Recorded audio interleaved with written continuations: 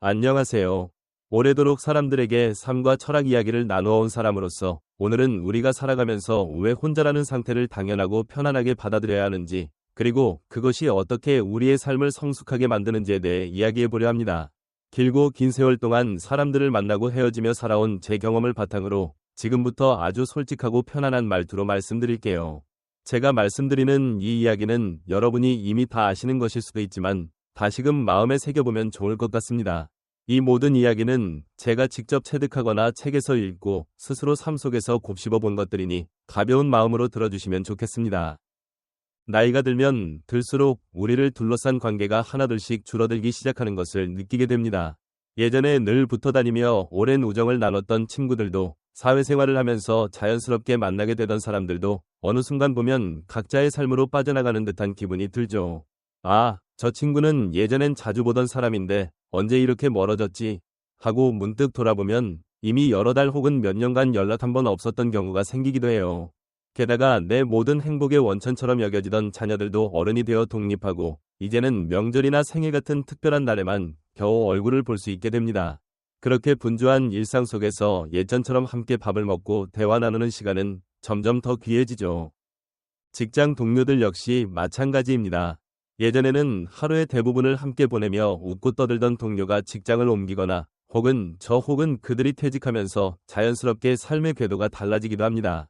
다니고 있던 곳에 새로운 얼굴들이 들어와도 이제는 예전처럼 마음을 활짝 열고 가까워지기가 쉽지 않을 때가 많죠.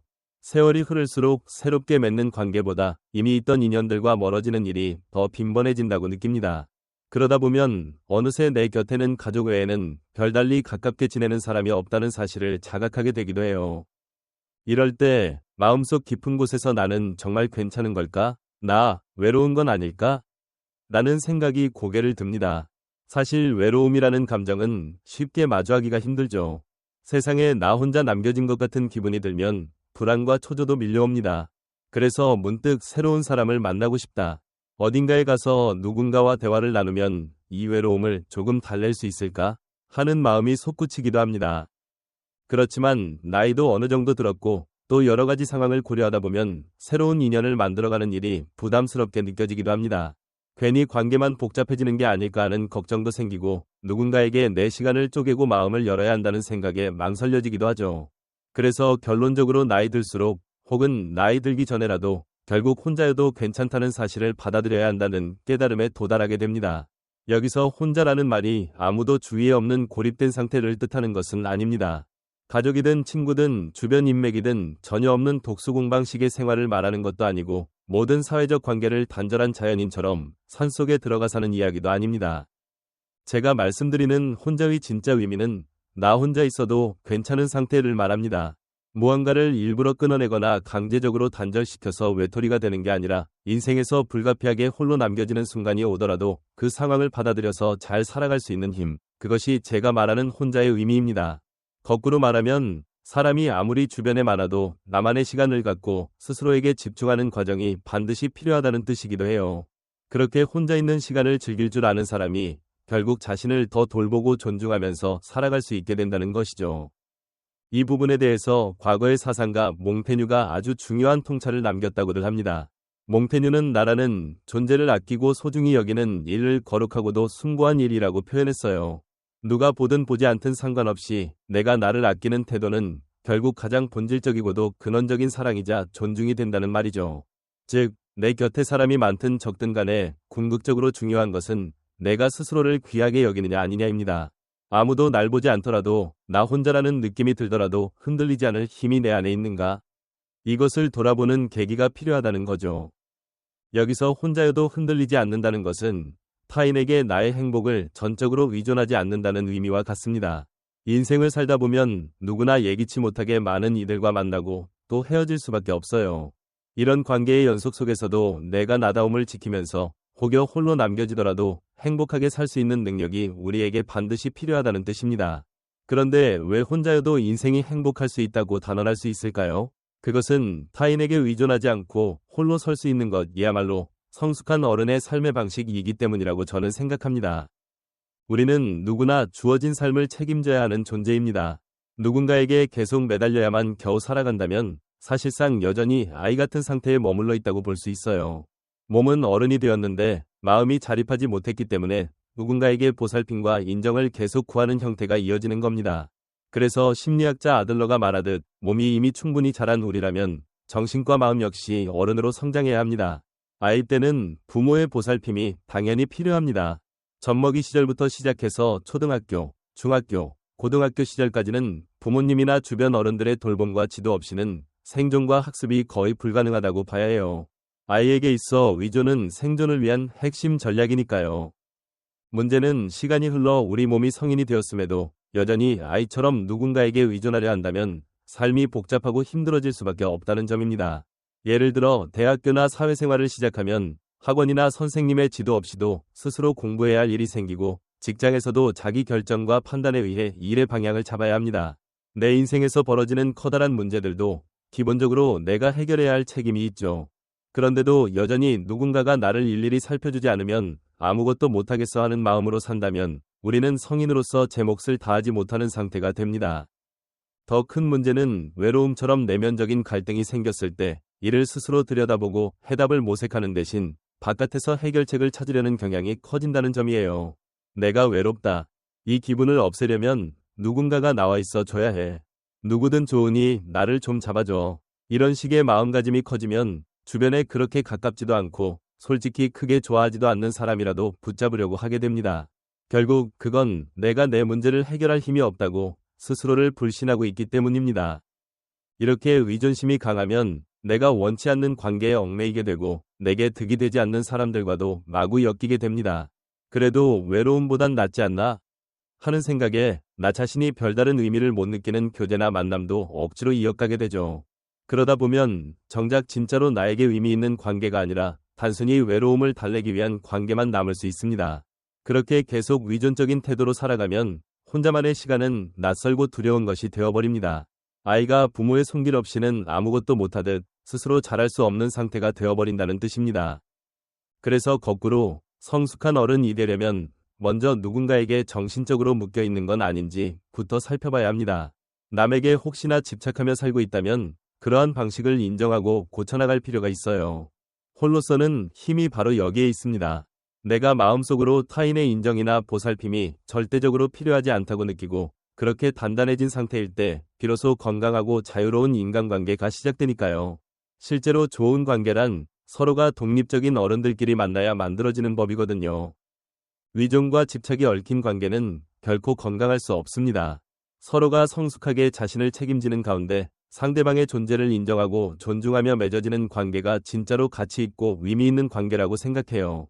그런 관계는 서로에게 해가 되지 않으면서도 각자의 삶을 오히려 북돋워주는 방향으로 발전하기 마련입니다. 그 과정에서 의존이라는 단어는 점점 사라지고 오직 함께 있되 각자 성장할 수 있는 형태가 자리 잡게 되죠. 그러다 보면 간혹 이런 경우도 있습니다. 오랜 친구 사이라 해도 점점 대화가 불편해지고 서로를 질투하고 발목을 잡으려 드는 식으로 관계가 변질되는 예가 있어요. 어느 순간부터는 만날 때마다 상대의 말에 상처만 주게 되고 내가 널 위해서 하는 말이야 라고 해놓고 비난만 가득해지는 경우 말이죠. 이런 형태가 바로 의존과 집착이 얽혀서 만들어지는 전형적인 불편한 관계의 모습입니다. 서운함만 가득 차고 서로가 서로에게 기대거나 강요하는 것들만 잔뜩 늘어나서 친구라면 뭐든지 공유해야지. 왜 내 고민을 나에게 말 안 해? 그럼 난 배신감 느껴. 같은 식의 조건들이 생겨납니다. 그러다 보면 실제로는 마음속에서 상대를 멀리하고 싶은데도 그래도 친구니까 라는 명분 때문에 억지로 관계를 이어가게 되죠.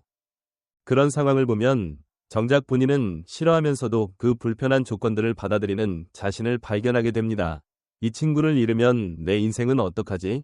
관계가 끊기면 내가 불안하고 외롭지 않을까? 하는 두려움 때문인데 사실 그 근본에는 나 스스로 온전히 서 있지 못한다는 불안이 깔려 있습니다. 어린 시절부터 알고 지낸 소중한 친구를 떠나보내는 것 자체가 당연히 쉬운 일은 아니지만 그 친구가 나를 무시하거나 괴롭히는데도 못 끊는 건 결국 어른의 길을 온전히 걷지 못하고 있다는 신호일 수 있어요. 성숙한 어른이 되어 홀로 설 수 있는 힘을 갖추면 의존과 집착에서 벗어나 새로운 차원의 관계를 맺기 시작하게 됩니다. 내가 홀로 서기를 잘한다는 것은 만약 상대가 나를 무시하거나 상처 주는 상황이 벌어져도 과감히 나는 이런 대우받으면서 지내고 싶지 않아 라고 말하고 필요한 경우에는 관계를 조정하거나 정리할 줄 알게 된다는 뜻이에요. 오히려 그런 태도가 우리가 더 건강하고 진실한 관계를 유지하게 해줍니다. 여기서 중요한 시작점이 바로 내가 지금 어떤 상태인지 스스로를 잘 아는 것이에요. 즉, 자기 자신을 파악하는 능력입니다. 어떠한 목표가 생기든 어떠한 문제에 부딪히든 제일 먼저 할 일은 내가 지금 어떤 상황에 있는지 정확히 바라보는 것이거든요. 예를 들어 다이어트를 결심했다고 하면 가장 먼저 해야 할 행동이 바로 지금 나의 식습관이 어떠한지 면밀히 적어보는 일입니다. 하루에 몇 번이나 고열량 음식을 먹는지, 과음이 잦은지, 야식은 얼마나 자주 먹는지 등을 꼼꼼히 점검해보는 거죠. 이렇게 구체적으로 적어놓기만 해도 내가 매주 삼겹살을 3번씩 먹고 있었구나. 그럼 이걸 한 번 정도로 줄여보고 그때는 탄산음료 대신 다른 음료를 마셔야겠네라는 식으로 방법이 보이기 시작합니다. 이미 여러 연구에서 먹는 양이나 음식을 기록하는 것만으로도 체중 감량 확률이 높아진다고 하잖아요. 우리가 상황을 정확히 파악하는 순간 해결책을 모색하는 뇌의 회로가 자동으로 돌아가기 시작하기 때문입니다. 혼자여도 괜찮은 상태가 되려면 이와 같은 자기 이해의 과정이 우선적으로 필요한 이유가 바로 여기 있어요. 내가 어떤 생각과 행동 패턴을 갖고 있는지, 지금 내 마음이 어떠한지 잘 파악하기 위해 노력해야 하는 거죠. 지금 이 행동은 내가 나 자신을 좀 갉아먹고 있는 거구나 하고 깨닫는 것만으로도 큰 변화가 일어납니다. 성숙하지 못한 행동을 했다는 자각이 생기면 다음부터는 좀 다르게 해봐야겠다 하고 달라진 시도를 할 수 있게 되거든요. 사실 우리는 생각보다 훨씬 똑똑하고 지혜로운 존재입니다. 다만 외로움이나 두려움 같은 감정이 너무 커지면 시야가 제한되고 스스로를 믿지 못해 제 능력을 다 발휘하지 못하는 상태에 머물기도 하죠. 그래서 나 자신을 살피는 행동을 지금부터라도 시작해야 합니다. 구체적으로 나를 살피는 행동에는 여러 가지가 있습니다. 그중 제가 가장 추천하고 싶은 것은 글쓰기를 통한 자기 탐구예요.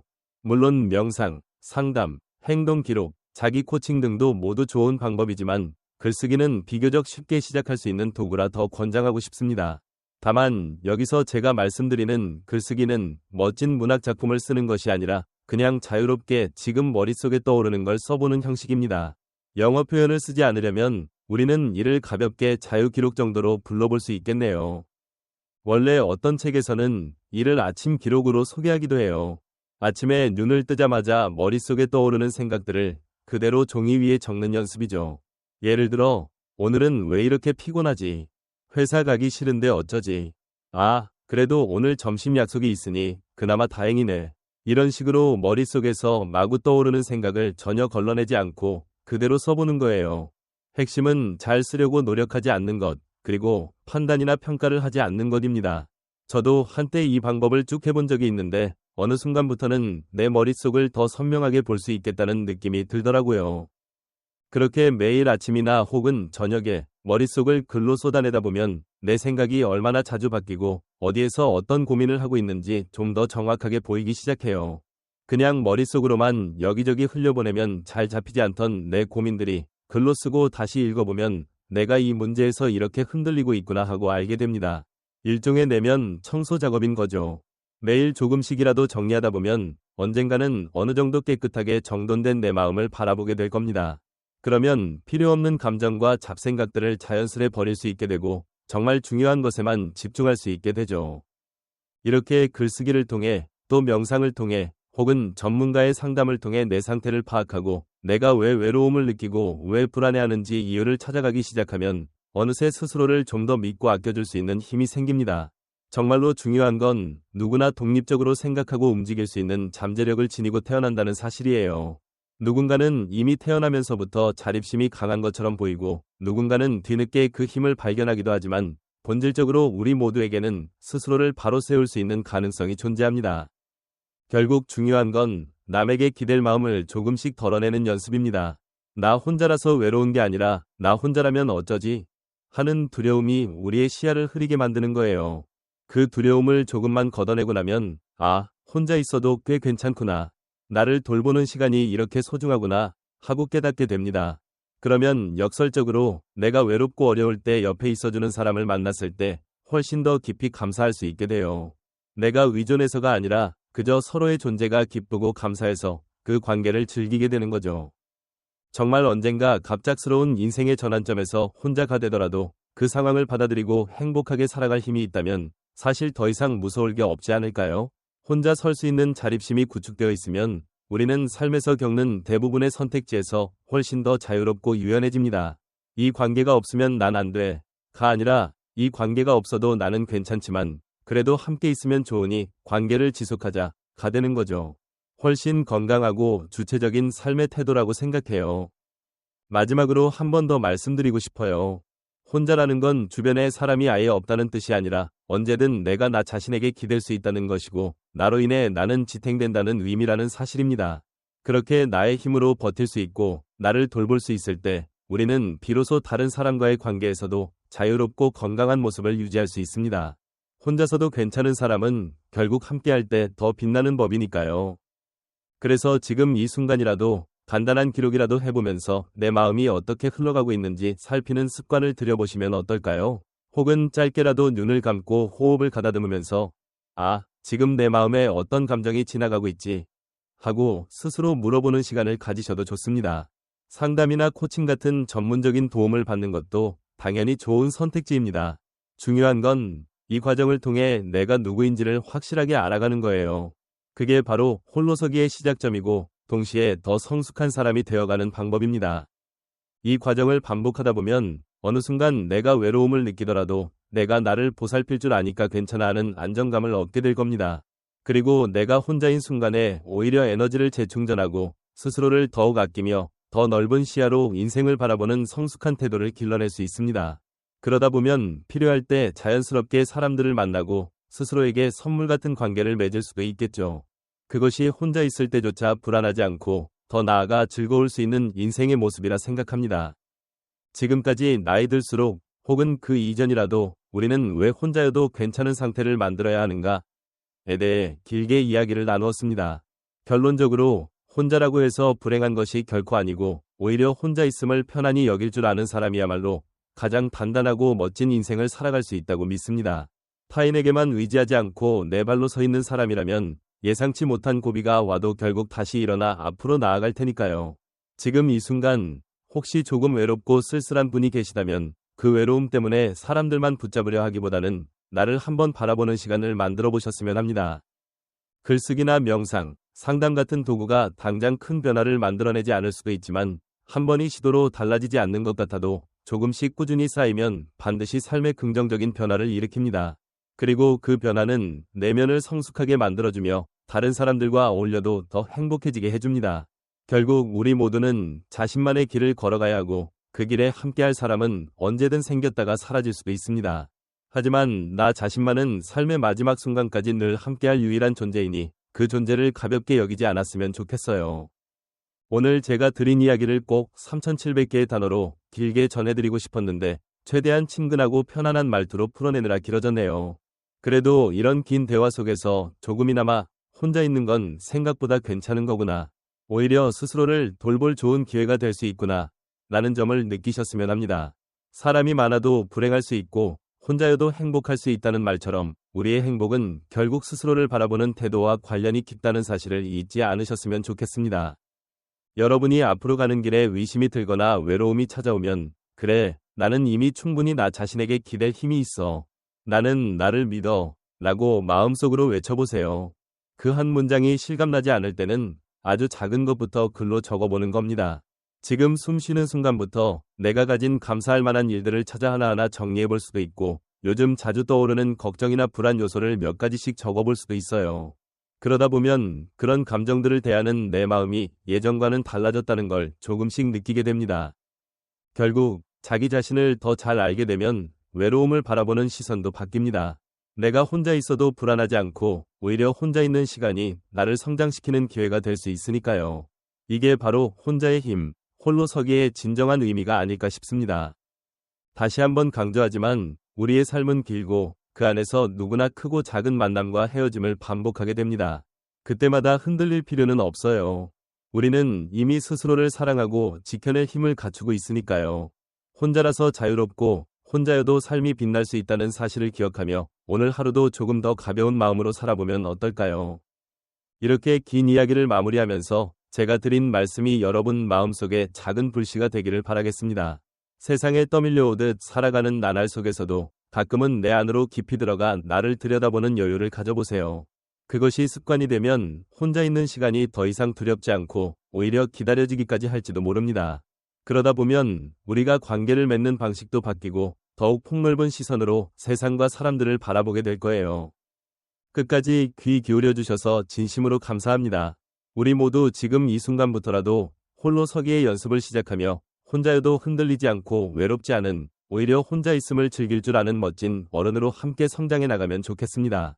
오늘 하루도 자신의 내면을 더 아끼고 돌보는 시간 만들어 보시길 바랍니다. 여러분 안에 이미 놀라운 잠재력과 지혜가 숨어 있다는 걸 잊지 마세요. 아무도 나를 칭찬해주지 않아도 내가 나를 격려해줄 수 있다면 그걸로 충분하니까요. 혼자인 순간에 더 빛나는 그런 성숙한 삶을 살아가시길 응원합니다.